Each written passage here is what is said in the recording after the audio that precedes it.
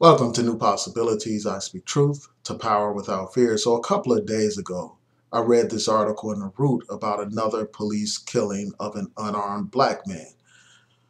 I will have a link to this article in the description box. Also, I will post a link to a couple of other articles dealing with this story so that you can read them for yourself. Also, there is video footage from the helicopter and from the police officer's body camera. I will post a link to an article that shows that video footage so that you can watch it for yourself and judge it for yourself. So I'm going to start off by reading excerpts from this article, and then I'm going to provide my commentary.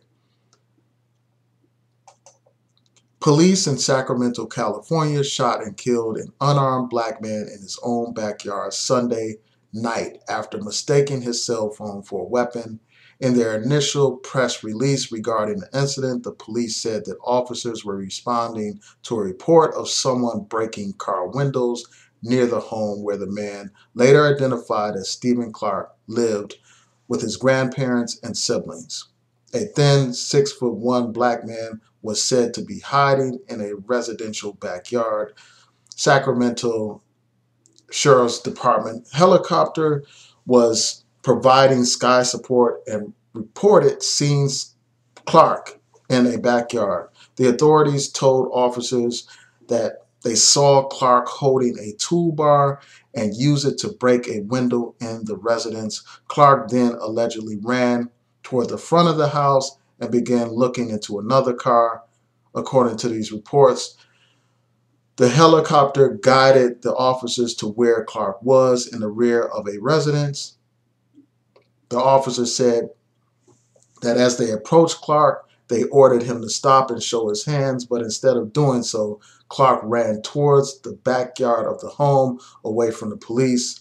Police followed in pursuit, and Clark allegedly turned towards them and began advancing towards them, holding an object that was extended in front of him. While holding an object that was extended in front of him, believing that the object to be a gun, and saying that they feared for their lives, officers fired at Clark multiple times. They then held their position for 5 minutes, according to the press release, until more officers arrived before approaching Clark, handcuffing him and beginning life-saving efforts. And this article goes on to say that officers fired at Clark 20 times. Now, there's this article right here from the Root as well that includes video footage of this incident. I encourage you all to look at the video footage for yourself and judge it for yourself. I won't play it here because I don't want to deal with copyright issues. But the police, this video footage contradicts some of the things that the police officers said in their initial press release. And I'm going to highlight that section. Yeah, and somehow they were suggesting that he was running towards them, and but the video evidence refutes that, as it says here. Again, the video appears to refute what police said in their statement. At no point in either video can you see Clark charging at officers with anything in his hands, not from the sky and not from the body cam videos.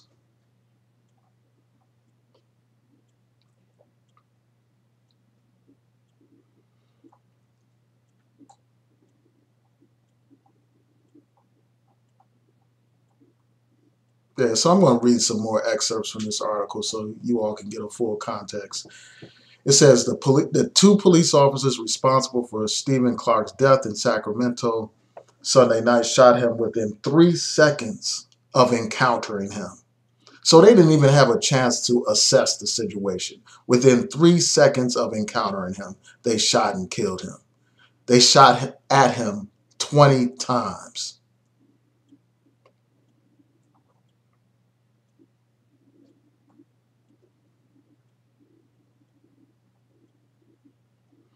And it goes on to say this: even as Clark lies on the ground after being shot, Both officers continue firing their weapons. Each shot at Clark at least 10 times. And then it goes on to say this: once he is down and no longer poses a threat, neither officer moves to help him or start life-saving procedures. So I'm going to provide my commentary. This situation is very disturbing. Yet another unarmed black man killed by white police officers. Killed by white police officers. This brother did not pose a threat to these police. He did not have a weapon. He was not attacking the police, but yet they killed him. And this is a part of a pattern. We saw this in the Eric Garner case. We saw this in the Walter Scott case. We saw this in the Sam DuBose case. This is a part of a pattern. In 2015, the Washington Post did a study, and they found that although black men only make up 6% of the population, they account for 40% of the unarmed people killed by the police. We have to end police brutality. If people can walk out of school because of school shootings, it's time for the people to walk out of school for the police brutality that's inflicted against our young brothers and sisters. It's time for us to stand up. It's time for us to make our voices heard. And this killing of this brother is another reminder of how in this society, black lives mean absolutely nothing.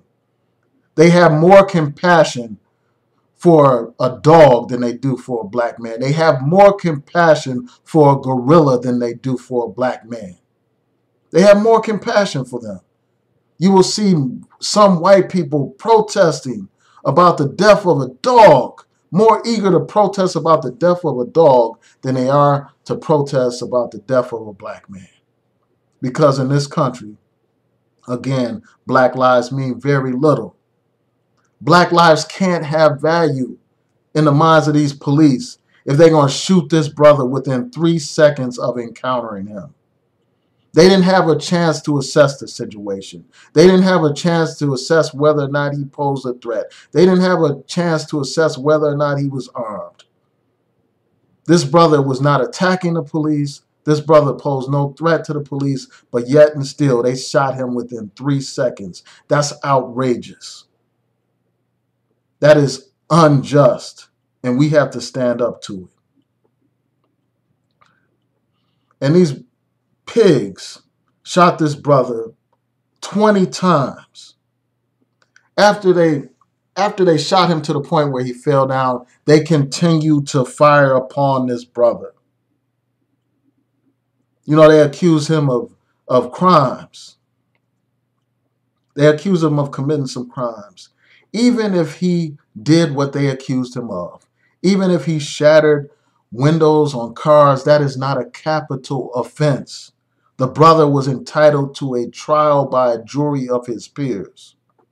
Instead, the police act as judge, jury, and executioners. That should not happen in a so-called democracy.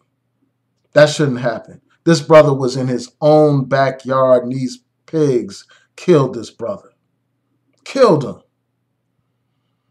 And then on top of that, after shooting at this brother 20 times, these police did not give him medical assistance until after 5 minutes. They waited behind a wall while this brother was bleeding to death, laying on the ground bleeding to death. They waited that long to render medical assistance. They stood behind the wall while this brother died. They have to be held accountable for this. And another thing that's very disturbing about the videotape is that at some point towards the end of it, the police mute their body cameras. They mute them so that we can't hear what they are saying. What were they saying, and why did they mute their cameras if they have nothing to hide? Those questions have to be answered. And it's up to the people to force the police department to answer those questions. Now, unfortunately, we're going to see another situation where there is no justice for this brother. Because I can already see what the police are going to say. I can already hear what they're going to say. They're going to say that they had a reasonable fear for their safety and their lives. They're going to say that they thought he had a gun, and that's in fact what they said in their press release. In the video, they shout gun. So they're going to use that video to justify the killing of this brother, the lynching of this brother. They're going to talk about how they continue to remain behind the wall after shooting this brother, believing that he posed a threat. They're going to use that to strengthen their argument that they acted in a justified way. You know, they let that brother bleed. And you had one of these officers, a female officer, asked this brother as he was dying if he was okay after he had been shot at 20 times. This is outrageous. And we can't sit back and just wait for the justice system to do what it's supposed to do, because we know that this justice system is unjust. It's a criminal injustice system instead of a criminal justice system when it comes to black folks. So, you know, if things are going to happen in this case, it's going to be up to us. And I hope that this family has a lawyer that's in place and ready to sue the hell out of the police department in Sacramento. So tell me what y'all think. Please rate, comment, and subscribe. Also, before I go, I want to let you all know that I'm going to do a Google Hangout with the sister CONSTANCE. I'll post a link to her channel when I get a chance to. So, you know, I look forward to your commentary. And that hangout is going to be tonight.